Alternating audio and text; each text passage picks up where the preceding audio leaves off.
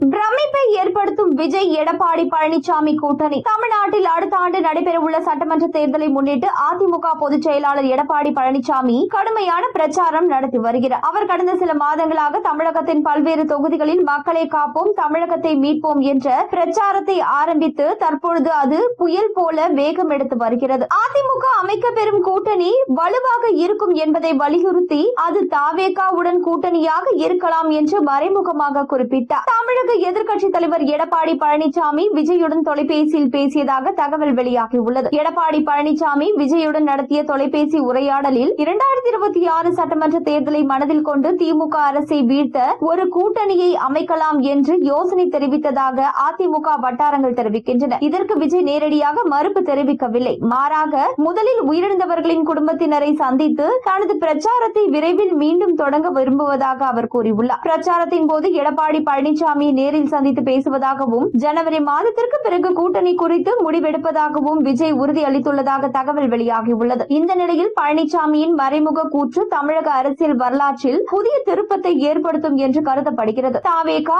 அதிமுக கூட்டணி ஏற்பட்டால் அடுத்த ஆண்டு நடைபெறும் சட்டமன்ற தேர்தலில் முக்கியமானதாக இது மாறும் என்று எதிர்பார்ப்பு தொடங்கியுள்ளது. இதன்படி அதிமுக தாவேகா கூட்டணி வைத்தால் அடுத்த தேர்தலில் பழனிசாமி தலைமையிலான அதிமுக கூட்டணி வெற்றி பெறும் வாய்ப்பு அதிகமாக உள்ளது என்று கூறப்படுகிறது. அரசியல் ஆய்வாளர்களின் கருத்துப்படி திமுக தொடர்ந்து விஜயின் கட்சி நெருக்கடிக்குள்ளாக்கினால் அதிமுக மற்றும் டிவிகே இடையே கூட்டணி ஏற்படுவதற்கான வாய்ப்புகள் அதிகம். திமுக தொடர்ந்து விஜயை தாக்கினால் அவருக்கு வேறு வழி இல்லை. அவர் நிச்சயமாக ஒரு கூட்டணியை தேடுவார். அந்த கூட்டணி திமுகவின் வெற்றி வாய்ப்புகளை பாதிக்கும். அதிமுக மற்றும் தாவேகா கூட்டணி வெற்றி பெற்றால் விஜய் துணை முதலமைச்சராக அதிக வாய்ப்புள்ளது. ஆந்திராவில் பவன் கல்யாண் துணை முதலமைச்சர் ஆனது போல தமிழகத்திலும் நடக்க வாய்ப்பிருக்கலாம்.